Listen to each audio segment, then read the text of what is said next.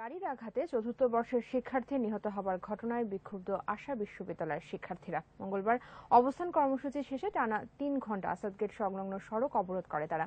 পরে পুলিশ পরিস্থিতি নিয়ন্ত্রণে আনলো। শিক্ষার্থীরা ৩ দিনের আলটিমেটাম দিয়েছে। রাসেল খানকে সাথে নিয়ে রাফিজ আদনান আদিলের রিপোর্ট। সড়ক দুর্ঘটনায় সহপাঠীর মৃত্যুতে ফুঁসে ওঠে আশা বিশ্ববিদ্যালয়ের শিক্ষার্থীরা। ক্যাম্পাসে অবস্থান কর্মসূচি শেষে আসাদ গেটের সামনে সড়ক অবরোধ করে তারা। দুপুর 12টা থেকে 3টা পর্যন্ত 3 ঘণ্টা অবরোধে দেখা দেয় তীব্র যানজট। পরবর্তীতে পুলিশ পরিস্থিতি নিয়ন্ত্রণে আনে, কিন্তু তাতেও কমেনি ক্ষোভ। আমরা এর সুষ্ঠু বিচার চাই এবং তবু কিন্তু সঠিক রাস্তাতেই ছিল। পুলিশের রিকুইজিশন গাড়ি খুবই দ্রুত গতিতে উল্টা রাস্তা দিয়ে চলে আসছিল এবং সেই গাড়ির কোনো নাম্বার প্লেট ছিল না।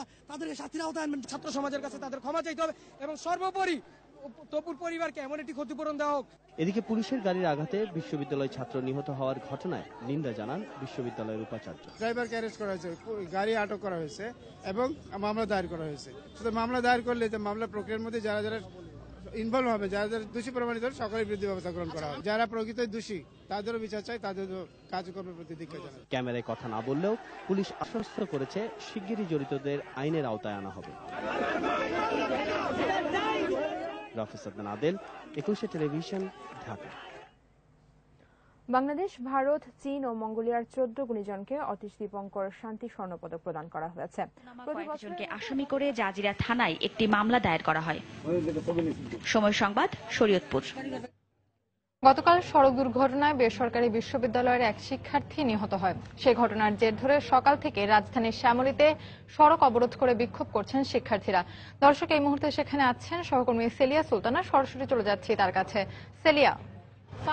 ফাহমিদা, আমরা এই মুহূর্তে আছি আশা বিশ্ববিদ্যালয় শ্যামলীতে যেটি অবস্থিত, সেখানে আমরা অবস্থান করছি এবং বেলা 12টা থেকে এখানে রাস্তা বন্ধ করে শিক্ষার্থীরা অবরোধ করছিল এবং তারা দাবি জানাচ্ছিল তাদের যে শিক্ষার্থী রিয়াজউদ্দিন তপু, যিনি গতকালকে যিনি মারা গিয়েছেন, বনানী কবরস্থানের সামনে একটি পুলিশের রিকুইজিশন করা গাড়ির সাথে তার বাইক পেছন থেকে ধাক্কা দিলে এবং সেটি অনেকটাই তার গাড়ির উপরে উঠে যায় বলে যেখান থেকে যে শিক্ষার্থীরা আন্দোলন করছিলেন তারা আমাদেরকে জানিয়েছেন। বেলা 12টা থেকে অবস্থান ধর্মঘট চলছিল এবং আমরা আরও একটি বিষয় জানাতে চাচ্ছি যে রিয়াজউদ্দিন তপু যে শিক্ষার্থী আসলে গতকাল নিহত হয়েছিলেন, তিনি 15তম ব্যাচ, যে ব্যাচটি বিবিএর এই বছর এই সেমিস্টার পরেই বের হওয়ার কথা ছিল এবং তিনি একজন মেধাবী শিক্ষার্থী হিসেবেই তার বিশ্ববিদ্যালয় সুপরিচিত ছিল বলে আমরা এখানে জানতে পেরেছি। আরেকটা বিষয়, এখানে যে শিক্ষার্থীরা আন্দোলন করছিলেন তারা বলেছেন পুলিশের রিকুইজিশন করা গাড়ি যেটি রং সাইড দিয়ে ঢুকে আসলে তপুর যে বাইক ছিল, বাইকে তপু ছিল, সেখানে আঘাত করে এবং পেছন থেকে আঘাত করার কারণে আসলে সেখানে বুঝে ওঠার মতো কোনো অবস্থার সৃষ্টি হয়নি। বেলা 12টার পর থেকে এখানে গাড়ি চারদিক থেকে রাস্তা বন্ধ করে দেওয়া হয় এবং পরবর্তীতে এই কিছুক্ষণ আগে 10 কি 15 মিনিট আগেই কিন্তু এখানে রাস্তাটি উপাচার্য এসে শিক্ষার্থীদেরকে বোঝান এবং তারা আমাদেরকে জানান যে তপুর পরিবারকে লিগ্যাল এইডের সহায়তা দিবেন বিশ্ববিদ্যালয় থেকে। এছাড়া আমরা পুলিশ যে কর্মকর্তারা রয়েছেন সে কর্মকর্তাদের সাথে আমরা কথা বলেছি, তারা আমাদেরকে জানিয়েছেন এরই মধ্যে গাড়িটি এবং যে ড্রাইভার ছিলেন সে ড্রাইভারকে আটক করা হয়েছে এবং যারা অভিযোগ করেছেন যে এদেরকে সুষ্ঠু বিচার করার জন্য। এর মধ্যে আপনারা দেখতে পাচ্ছেন বিশ্ববিদ্যালয়ের একজন শিক্ষার্থী আমাদেরকে জানাচ্ছেন আমরা দাবি জানাবো, আমাদের এতটুকুই দাবি থাকবে সমগ্র বেসরকারি বিশ্ববিদ্যালয়ের ছাত্রছাত্রী ভাই দাবি না মানা পর্যন্ত আমরা শনিবার নামবো। আমাদেরকে আর কেউ ঘরে ফেরাতে পারবে না। শনিবার পর্যন্ত সময় চেয়েছেন, আমরা মেনে নিয়েছি। আচ্ছা, আপনাদের একটা মানববন্ধন হওয়ার কথা আছে 27 তারিখ, আসলে কখন কিভাবে কি করবেন? আমরা শনিবার 12টা পর্যন্ত সময় দিয়েছি। যদি 12টার মধ্যে এর মধ্যে আইনানুগ ব্যবস্থা না নেওয়া হয় এবং সংশ্লিষ্টদের শাস্তির আওতায় না আনা হয়, আমরা শনিবার বা ঠিক 12টায়, আজকে যেমন 12টায় শুরু করেছি, শনিবার 12টায় আমরা এই রাস্তা আবার অবরোধ করবো। এই রাস্তা না, আমাদের সাথে প্রাইভেট ইউনিভার্সিটি অ্যাসোসিয়েশন একটা আছে, সেটা সকল প্রাইভেট ইউনিভার্সিটি স্টুডেন্টরা আমরা ঢাকা শহরের প্রত্যেকটা জায়গায় অবরোধ করতে পারবো। আপনি শুনছিলেন এখানকার শিক্ষার্থীরা বলছেন যে আজকে যদিও আজকে যদিও বন্ধ করে দেওয়া রাস্তাটি খুলে দেওয়া হয়েছে সাধারণ মানুষের সুবিধার্থের জন্য এবং অনেকক্ষণ ভোগান্তি হয়েছে সে বিষয়টা তারা বিবেচনায় রেখে রাস্তাটি ওপেন করে দিয়েছেন। সেক্ষেত্রে তারা বলছেন আগামী শনিবারে মধ্যে যদি নির্দিষ্ট লোকদেরকে ধরে শাস্তির আওতায় না আনা। রাজধানীর বীরপুরের সহপাঠীর মৃত্যুকে কেন্দ্র করে সড়ক অবরোধ করেছে আশা বিশ্ববিদ্যালয়ের শিক্ষার্থীরা। গেল সোমবার বনানী পুলিশ ভ্যানের চাপায় মারা যান বিশ্ববিদ্যালয়ের ওই ছাত্র। দর্শক, এই মুহূর্তে রাজধানীর শ্যামলীতে আশা বিশ্ববিদ্যালয়ের সামনে আছেন সহকর্মী রাকিব মানিক, সরাসরি যোগ দিচ্ছে তিনি আমাদের সাথে। মানিক, সহপাঠীর মৃত্যুকে কেন্দ্র করে আজ ছাত্ররা রাস্তায় অবরোধ করেছে, তো এই মুহূর্তে আসলে সর্বশেষ পরিস্থিতি কি আমাদের জানান।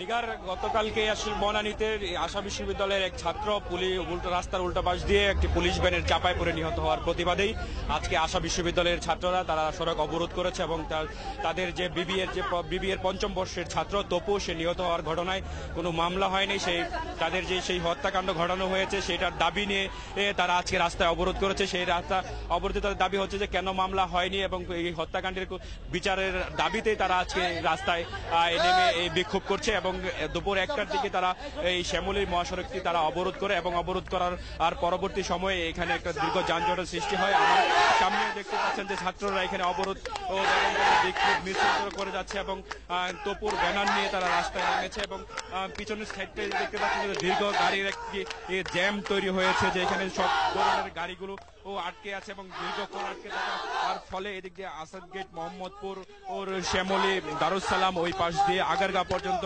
গাড়ির দীর্ঘ যানজটের সৃষ্টি হয়েছে। এখানে ছাত্ররা বলছে যে তপু এদিক বনানী থেকে তপু ও আশা বিশ্ববিদ্যালয়ে আসার পথে যে উল্টো দিক দিয়ে পুলিশের একটি ভ্যান আসে এবং তপু সেটি লক্ষ্য না করায় তপুর উপর দিয়ে চাপা দিয়ে সেটি পালিয়ে যায় এবং এই পর্যন্ত পুলিশের ভ্যানের নিচে চাপা পড়ায় এই পর্যন্ত কোনো মামলা হয়নি। সেই জন্য তারা খুব শঙ্কিত হয়ে তারা প্রশাসনের কাছে তারা দাবি চায় এবং তারা বলছে যে প্রশাসন হয়তো সেটি চেপে যাবে, যে পুলিশ ভ্যানের নিচে চাপা পড়ায় হয়তো প্রশাসন চেপে যাবে, সেই জন্য তারা সেটি রাস্তায় নেমে তাদের আন্দোলন, তাদের দাবিটা হচ্ছে যে তাদের এই আন্দোলন যাতে সরকারের প্রশাসন সহ ঊর্ধ্বতন মহল তাদের সেই দাবিটি শুনে এবং একটি মামলা হয় এবং মামলা হওয়ার পর যাতে তদন্ত কমিটি গঠন হয়, তদন্ত কমিটি গঠন হওয়ার পরে যাতে কি ঘটনা এবং কি হয়েছিল এবং মারা গিয়েছিল তপু সেটা কি নিছক দুর্ঘটনা ছিল কিনা, না পুলিশের যে রং সাইড দিয়ে এসেছিল সেটিও তাদের কোনো অপরাধ ছিল কিনা সেই বিষয়টি খতিয়ে দেখার জন্য তারা বারবার দাবি জানিয়ে যাচ্ছে। এবং ছাত্ররা এবং আমার পিছনে এখানে দেখতে পাচ্ছেন যে পুলিশের বিশাল সংখ্যক পুলিশ এসে এখানে রাখা হয়েছে এবং পুলিশরা রাস্তার দুই ধারে অবস্থান করছে, তারা ছাত্রদের বুঝিয়ে শুনিয়ে সরিয়ে দেওয়ার চেষ্টা করছে। আমার পাশে এখানে এক ছাত্র আছে যে তাদের সাথে আসলে তাদের যে দাবিটা, আমি একজন ছাত্রের সাথে কথা বলছি। আমাদের দাবি যতক্ষণ বিচার হবে না, ঠিক আছে, আমরা রাস্তা অবরোধ করবো, ঠিক আছে, রাস্তা ছাড়বো না, আমরা বিচার না। তারা বলছেন তাদের দাবি না মানা পর্যন্ত তারা রাস্তা ছাড়বে না। প্রশাসনের পক্ষ থেকে যে কোনো কেউ এসে যাতে এটি মামলা নিয়ে আশ্বাস দেয়, সেই জন্য তারা দাবি তাদের যে রাস্তা